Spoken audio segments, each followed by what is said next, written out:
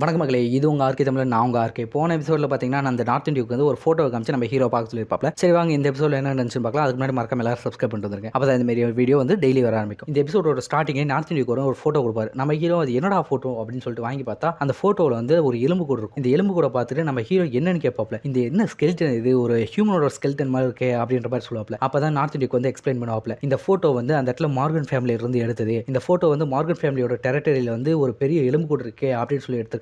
அந்த இடத்துல வந்து இது மாதிரியே வந்து ஒரு பெரிய ஸ்கேர்டு கிரவுண்டே இருக்கு, ஒரு பெரிய மவுண்டனே இருக்கு. இந்த இடத்துல பிளட் மூன் எப்படி இருக்கோ அதே மாதிரி அங்க இருக்கு அப்படின்ற மாதிரி தான் நார்த் இந்தியாவுக்கு சொல்றாரு. நம்ம ஹீரோ இதை பார்த்துட்டு ஒரு நிமிஷம் அப்படியே ஷாக் ஆயிட்டார். என் கூட வா, நான் உனக்கு ஒரு வீடியோ வந்து காமிக்கிறேன், அந்த வீடியோ பார்த்துட்டு நீ வந்து சொல்லு அப்படின்னு சொல்லிட்டு அந்த இடத்துல நார்த் இந்தியாவுக்கு வந்து நம்ம ஹீரோ கூட்டிட்டு போனாப்ல. அந்த வீடியோ போய் பார்த்தா அந்த வீடியோவில் வந்து அந்த இடத்துல வந்து 2 இன்டெலிஜென்ட் ஏஜென்ட்ஸ் எல்லாம் நின்றுட்டு இந்த இடத்துல இருக்கிற ஸ்கெலிட்டன் வந்து காமிச்சிருக்காங்க. அது சாதாரண ஸ்கெலிட்டனா இருக்காது. அந்த வீடியோவில் பார்க்குறப்ப பார்த்தீங்கன்னா அதுக்கு பின்னாடி ரெக்கெல்லாம் இருக்கும். இது ஒரு ஏஞ்சலோட ஸ்கெலிட்டன் அப்படின்ற மாதிரி சொல்லிட்டு இருப்பாங்க.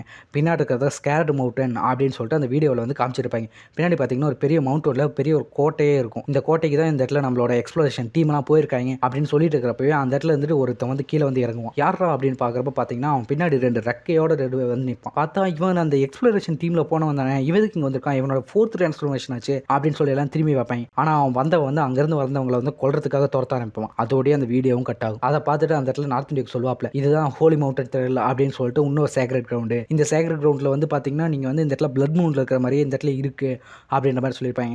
இந்த இடத்துல 2 பப்பட்ஸ்ன்னு சொல்லிட்டு ஒன்று இருக்குது, இன்னொரு த்ரேல்னு சொல்லிட்டு ஒன்று இருக்குது. பப்பட்ஸ் வந்து வெறும் ஒரு பப்பட் மாதிரி தான் இருக்குமே தவிர அதுக்கு வந்து சுயநலவு இருக்காது. ஆனால் இந்த த்ரேல்ஸ் எல்லாத்துக்குமே சுயநலவு இருக்கும், இதுக்கு வந்து புத்திசாலித்தனமும் இருக்குது அப்படின்ற மாதிரிலாம் நம்ம நார்த் இந்தியாவுக்கு வந்து நம்ம ஹீரோக்கு வந்து எல்லாத்தையும் சொல்லி போட்டு இருப்பாப்ல. அப்போ தான் நம்ம ஹீரோ வந்துட்டா அப்படின்னா ஃபாலன் காப்ஸ்லேயும் இதே மாதிரி பப்பட் அது மட்டும் இல்லாமல் த்ரேல்னு சொல்லிட்டு 2 இருக்குமா அப்படின்ற மாதிரி கேட்பாப்ல. ஆமாம், இத்தனை நாள் நம்ம பார்த்து எல்லாமே வெறும் ஒரு பப்பட் தான், அதுக்கு எதுவுமே என்ன பண்ணுறோன்னு தெரியாமல் நம்மளை சாதாரணமாக அட்டாக் மட்டும் தான் பண்ணிட்டு இருக்கோம். ஆனால் இதுக்கு மேலே இந்த இடத்துல வந்து ஃபாலன் காப்ஸில் வந்து புத்திசாலித்தனமாக இருக்கிறது இருக்கும் போல் இருக்கு அப்படின்ற மாதிரி அந்த இடத்துல நார்த் இந்தியாவுக்கு சொல்லுவாப்ல. இவங்க எல்லாருமே வந்து ஏஷியன் காட்ஸ்னு இப்போ கூப்பிட ஆரம்பிச்சிட்டாங்க. இவங்க எங்கேருந்து வந்தாங்க என்னன்னு சொல்லிட்டு யாருக்கும் எதுவும் தெரியல அப்படின்ற மாதிரிலாம் நம்ம ஹீரோட்ட சொல்லுவாப்ல. ஏஷியன் காட்ஸ்னு கூப்பிட்றது இவங்க ஒன்றும் பெரிய தப்புன்ற மாதிரி எனக்கு தெரியல. ஏன்னா இவங்களோட பவர் அந்த அளவுக்கு அதிகமாக இருக்குது. அது மட்டும் இல்லாமல் இவங்களோட பவர் கிட்டத்தட்ட காடுன்றதை விட அதிகமாகும் போல் இருக்கு அப்படின்ற மாதிரி நம்ம ஹீரோ ஒரு பக்கம் சொல்லிட்டு இருப்பாப்ல. இதெல்லாம் ஒரு பக்கம் நடந்துட்டு இருக்கப்ப நார்த் இந்தியாவுக்கு வந்து நீங்கள் இனிமேல் கொஞ்சம் ஜாக்கிரதையா இருங்க. இனிமேல் வந்து நீங்கள் இத்தனை நாள் பார்த்தது எல்லாமே ஒரு பப்பட் தான். ஆனால் இனிமேல் வந்து நீங்கள் திரையிலையும் பார்க்கறதுக்கு வந்து வாய்ப்பு அதிகமாக இருக்கு.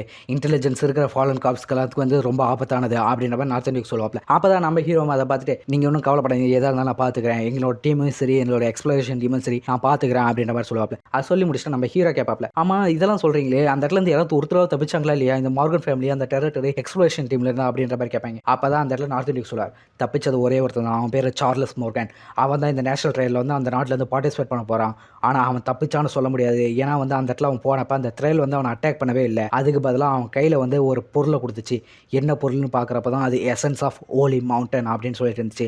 அந்த பொருளை அவன் எடுத்ததுக்கு அப்புறமே வந்து சார்லஸ் மோர்கன் வந்து அவனோட பவரில் இருக்கிற பேட்டில் மேஜ் அப்படின்னு சொல்லிட்டு இருந்த பேட்டில் பிரிஸ்ட் பவரை வந்து கிட்டத்தட்ட ஹோலி பிரிஸ்ட் அப்படின்னு சொல்லிட்டு ஒரு ஹிடன் ப்ரொஃபஷனை வந்து அவைக்மெண்ட் பண்ணிட்டான் அப்படின்ற மாதிரிலாம் சொல்லுவாப்ல. அதனால அவன் தான் இந்த நேஷனல் ட்ரையலில் வந்து உனக்கு பெரிய ஆப்போனண்ட்டாக இருப்பான். அதனால உன்னோட பவரை நீ இன்க்ரீஸ் பண்ணுறதும் முக்கியம் அப்படின்ற மாதிரி சொல்லுவாப்ல. நீங்கள் ஒன்றும் கவலைப்படாதீங்க, கன்ஃபார்ம் இந்த போட்டியில் வந்து யாரும் என்ன தோக்கடிக்கவே முடியாது, அதுக்கேற்ற மாதிரி நானும் ப்ரிப்பேர் ஆகிட்டு தான் இருக்கேன் அப்படின்ற மாதிரி நம்ம ஹீரோ சொல்லுவோம். அதோட அந்த கான்வர்சேஷன் முடிஞ்சு அடுத்து ஒரு 2 நாள் போகுது. 2 நாள் முடிஞ்சதுக்கப்புறம் பார்த்தீங்கன்னா நம்ம ஹீரோவும் பிளாக் ஸ்மித் ஷாப்புக்கு போயிருவாப்ல. அங்கே போயிட்டு அந்த இடத்துல வந்து என்னோட அன்மெல்டிங் ஐஸ் நான் உங்கள்கிட்ட கொடுத்துருந்தேன், அது என்னாச்சு அப்படின்ற மாதிரி கேட்குறப்ப அந்த இடத்துல இந்த பிளாக் ஸ்மித் வந்து அந்த ஒரு செயின் மாதிரி எடுத்து கொடுப்பாப்ல. அப்படியே பூ போட்ட டிசைனோட ஒரு செயின் எடுத்து கொடுத்துட்டு இதோட என்னோட கிராஸ் ஃப்ரெண்ட்ஷிப் முடியுது, இந்த இதுக்கு வந்து ரொம்ப கஷ்டப்பட்டு செஞ்சிருக்கேன் அப்படின்ற மாதிரி சொல்லுவாப்ல. இதை கேட்டோடனே நம்ம ஹீரோ வந்துட்டு கரெக்டாக செஞ்சிருக்கீங்க அப்படின்னு சொல்லிட்டு அவருக்கு ஒரு ஒயின் பாட்டில் கொடுத்துட்டு ஒரு தேங்க்ஸ்ன்னு சொல்லிட்டு அங்கேருந்து அப்படியே கிளம்பலான்னு பார்ப்பாப்ல. அப்போ தான் என்னாச்சு இவ்வளோ நேரம் இந்த இடத்துல நமக்கு புதுசாக ஒரு மிஷின் வந்திருக்கு, இங்கேருந்து கிளம்பணும் அப்படின்னு சொல்லிட்டு பின்னாடி வந்து கண்ணாடி போட்டு போனால் அந்த மஞ்சள் கலர் மண்டையை 2 பேரும் கூப்பிடுவாங்க. நம்ம ஹீரோ சரி நான் இங்கேருந்து கிளம்புறேன்னு சொல்லிட்டு பேக் ஸ்மித்துக்கு ஒரு பாயெல்லாம் அப்படியே சொல்லிட்டு அங்கேருந்து அப்படியே கிளம்பிடுவோம். இதோட இந்த கதையும் முடியுது. அடுத்த ஸ்ட்ரிப்பில் அப்படியே பார்த்தீங்கன்னா அவங்க இருந்து எல்லாரும் எக்ஸ்ப்ளோரேஷன் பண்ணுறதுக்காக அந்த இடத்துல பிளட் மூன் இருக்கிற இடத்துக்கு போயிடுவாங்க. அடுத்த நாள் போகிறப்ப பார்த்தீங்கன்னா இந்த இடத்துல வந்து நம்ம 15 நாளைக்கு தேவையான சப்ளை எல்லாம் எடுத்து வந்திருக்கோம். இந்த இடத்துல எவ்வளோ தூரம் முடியுமோ அவ்வளோ தூரம் நம்ம எக்ஸ்ப்ளோர் பண்ணுறோம் புது இடங்களை அப்படின்ற மாதிரி சொல்லிட்டு எல்லாரும் போயிட்டே இருப்பாங்க. என்னாச்சு நம்ம நேற்று வந்து போன டைம் வச்சிருந்த அந்த சிக்னல் வச்சிருப்பாங்க பார்த்தீங்களா, போன டைம் நம்ம ஹீரோ எல்லாரும் வரப்ப சிக்னலுக்காக ஒரு கம்பு மாதிரி வச்சிருப்பாங்க. அது பார்த்தீங்கன்னா கீழே விழுந்து கிடக்கும். என்ன ஆச்சுது, எதுக்காக இப்படி விழுந்து கிடக்குது, ஒருவேளை ஸ்னோ ஸ்டோமால உடஞ்சிருக்குமோ அப்படின்ற மாதிரி எல்லாம் யோசிச்சிருக்கேன். நம்ம ஹீரோ இது சாதாரண ஒரு ஸ்னோ ஸ்டோமால வந்தது மாதிரி தெரியலையே, இந்த இடத்துல உடஞ்சி விழுந்திருக்கு அப்படின்ற மாதிரி இந்த இடத்துல சொல்லிட்டு இருப்பாப்ல. ஒருவேளை இது ட்ராப்பாக இருக்குமோ அப்படின்னு சொல்லிட்டு எல்லாம் யோசிச்சுட்டு அந்த இடத்துல போயிட்டு இருப்பாங்க. அப்போ தான் அந்த இடத்துல திருதுப்புன்னு இது உண்மையுமே ட்ராப் தான் போல் இருக்குன்னு சொல்லிட்டு பின்னாடி இருந்து நிறைய மான்ஸ்டர்ஸ் எல்லாம் அந்த இடத்துல வந்துட்டு இருக்கும். எங்கிருந்து இவ்வளோ மான்ஸ்டர்ஸ் வந்துச்சு, இந்த மான்ஸ்டர் வந்து நம்மளால கண்டு கூட பிடிக்க முடியல, இவ்வளோ பக்கத்தில் இருந்திருக்கே அப்படின்னு சொல்லிட்டு ஒரு நிமிஷம் யோசிச்சுட்டு இருப்பாங்க. அதே சமயம் தான் லூஃபன் என்ன ஆச்சுது, நீ இத்தனை மான்ஸ்டர் கொண்டு எப்படி இத்தனை மான்ஸ்டர் ஒன்று மிச்சிருக்கு உயிரோட அப்படின்ற மாதிரி கேட்டுட்டு இருப்பாங்க. இது எல்லாமே வந்து பப்பட் ஃபாலன் காப்சஸ் தான், இதில் எதுவும் ஹையர் ஃபாலன் காப்சஸ்லாம் எதுவும் இல்லை, இதுக்கு யாராவது ஒருத்தன் தான் காரணமாக இருக்கணும், இந்த இன்டெலிஜென்ஸ் இருக்கிற வந்து எங்கேயோ மறைஞ்சிருக்கான்னு நினைக்கிறேன் அப்படின்ற மாதிரி சொல்லுவாங்க. என்ன சொல்கிற அப்படின்னா இந்த இடத்துல இன்டெலிஜென்ஸ் இருக்க ஃபாலன் காப்ஸஸ் இருக்கா அப்படின்ற மாதிரி அந்த இடத்துல கேப்டன் கேட்பாப்ல. அப்போ தான் ஆமாம் இருக்கேன் அப்படின்னு சொல்லிட்டு பின்னாடி வந்து ஒரு வாய்ஸ் வரும். யாருன்னு பார்க்குறப்ப தான் அந்த இடத்துல த்ரெல் ஃபாரன் காப்ஸஸ் அப்படின்னு சொல்லிட்டு அந்த இடத்துல வருவான் ஒருத்தன். அவன் தான் அந்த இடத்துல இருந்து எலும்பு மேலே உட்காந்துட்டு சொல்லுவான், ரொம்ப நாள் ஆச்சு உங்களை பார்த்து அப்படின்னு சொல்லிட்டு. ஆச்சி எப்படி இருக்க அப்படின்ற மாதிரி கேட்பான். ஆச்சின்றது வேற யாரும் இல்லை கைஸ், அந்த கண்ணாடி போட்ட பொண்ணு தான். இவனை அதை பார்த்துட்டு நம்ம ஹீரோவும் பார்த்துட்டு இது யாருன்னு உங்களுக்கு தெரியுமா அப்படின்ற மாதிரி கேட்பாப்ல. அப்போ தான் அந்த இடத்துல இந்த கேப்டன் சொல்லுவான், நான் வந்து ஒரு பிரான்ஸ் லெவல் கேப்டன் தான், அவன் வந்து சில்வர் லெவல் கேப்டனாக இருந்தவன், இவனுக்கு முன்னாடி இந்த கண்ணாடி போட்ட பொண்ணோட ஃபியான்சி தான் அவன் தான் இருந்தான் அப்படின்ற மாதிரி எல்லாம் சொல்லிட்டு இருப்பாங்க. இவன் இதுக்கு முன்னாடி இந்த இடத்துல எக்ஸ்பிளனேஷனுக்கு வரும்போது இந்த இடத்துல வந்துட்டு அவனை கொன்றுவாங்க, அவன் இந்த இடத்துல இறந்து இது மாதிரி காணாமல் போயிடுவான் அப்படின்ற மாதிரி எல்லாம் சொல்லிட்டு இருப்பாங்க. அப்படின்னா இந்த கண்ணாடி போட்ட பொண்ணோட ஹஸ்பண்டாக வந்திருக்க வேண்டியவனா அப்படின்னு சொல்லிட்டு நம்ம ஹீரோ ஒரு நிமிஷம் அப்படியே சொல்லுவாப்ல. சொல்கிறப்பயே அந்த இடத்துலையும் வந்து உட்காந்து ஓன்னு அழுதுகிட்டு இருப்பான். இதை பார்த்துட்டு எதுக்காக இத்தனை நாள் என்னை விட்டுட்டு போனேன், என் கூட திருப்பி வந்துரு அப்படின்ற மாதிரி கண்ணாடி போட்ட பொண்ணு சொல்லியிருப்பான். நானும் ஒன்று ரொம்ப நாளாக மிஸ் பண்ணேன் அப்படின்னு சொல்லிட்டு அந்த இடத்துல அவள் அப்படியே ஹியூமனாய்டு ஃபார்மில் மாதிரி வந்துட்டு நானும் ஒன்று ரொம்ப நாளாக மிஸ் பண்ணேன், என் கூட வந்துரு அப்படின்ற மாதிரி சொல்லிட்டு கட்டி பிடிச்சி அழுதுகிட்டு இருப்பாங்க. அப்போ தான் அந்த இடத்துல ஹியூமனாய்டு ஃபார்மை எடுத்துகிட்டு என் கூடயே வா, அந்த இடத்துல வந்து காடுக்கு சர்வ் பண்ணு அப்படின்னு சொல்லிட்டு அந்த இடத்துல வந்து அவன் ஃபாலன் காப்ஸ்க்கு திரும்பி மாறி இருப்பான். திரும்பி மாறினது மட்டும் இல்லாமல் நானும் ஒன்று வந்து ஒரு த்ரேல் ஃபாரன் காப்ஸை மாற்றுறேன், நீ இப்போ மட்டும் அந்த காடுக்கு சர்வ் பண்ணலைன்னா நீ திரும்பி இந்த இடத்துல இருக்க மைண்ட்லெஸ் பப்பட் மாதிரி தான் இருக்கணும், உனக்கு பப்பட்டாக இருக்கணுமா இல்லை த்ரேலாக இருக்கணுமான்றதை நீயே முடிவு பண்ணிக்க அப்படின்ற மாதிரி அந்த இடத்துல அவன் சொல்லுவான். என்னன்னு சொல்கிற நீ, என்னையும் உன் கூட வர சொல்கிற, சரி நான் வரேன், ஆனால் எப்படி என்ன இப்படி வர சொல்கிறியா அப்படின்ற மாதிரி அவள் ஒரு நிமிஷம் அப்படியே வந்து பயந்துருவான்.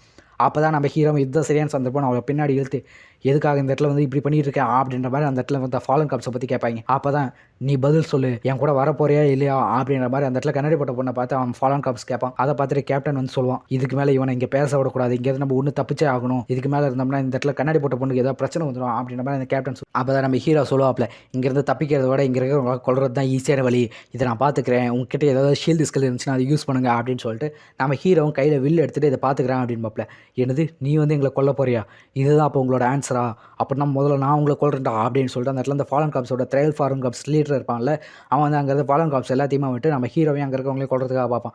நம்ம ஹீரோ அந்த இடத்துல வில்ல எடுத்து அங்கேருந்து அவங்களை எல்லாத்தையும் கொள்றதுக்காக விடுவாப்ல. இவங்ககிட்ட இருக்க ஒரே ஷீல்டு ஸ்கில்லான ஷீல்ட் ஆஃப் சென்ச்சுரி அப்படின்னு சொல்லிட்டு ஒரு பவர்ஃபுல்லான ஷீல்டுகளை யூஸ் பண்ணுவாங்க. ஆனால் இது 10 செகண்ட் தான் நினைக்கும். அந்த 10 செகண்ட் எனக்கு போதும் அப்படின்னு சொல்லிட்டு நம்ம ஹீரோ அந்த வில்லை விட்டு அங்கேருந்து மான்ஸ்டர்ஸ்லாம் கொண்டுட்டு இருப்பாப்ல. அதே சமயம் அந்த வில்லு வந்து அந்த இடத்துல வந்து ஃபாலன் காப்ஸ் மேலே போகிறப்ப ஃபாலன் காப்ஸ் தப்பிச்சிருவான். நம்ம ஹீரோவும் இதை எப்படியா சந்தர்ப்பமாக எடுத்துக்கிட்டு அந்த இடத்துல அந்த ஃபாலன் காப்ஸை விட்டுட்டு அங்கே நம்மளோட டிராகனை சமன் பண்ணிட்டு அங்கேருந்து ஃபாலன் காப்ஸையே வந்து எடுத்து கொள்ள ஆரம்பிப்பாப்ல. அங்கேருந்து ஃபாலன் காப்ஸஸ் எல்லாத்தையுமே சாதிக்கிட்டு இருக்கிறப்ப அந்த இடத்துல நம்ம ஹீரோ வந்து அவரோட ஸ்வாட் எடுத்து அந்த ஃபாலன் காப்ஸ் மேலேயே வந்து ஒரே போடு தான் போடுவாப்ல.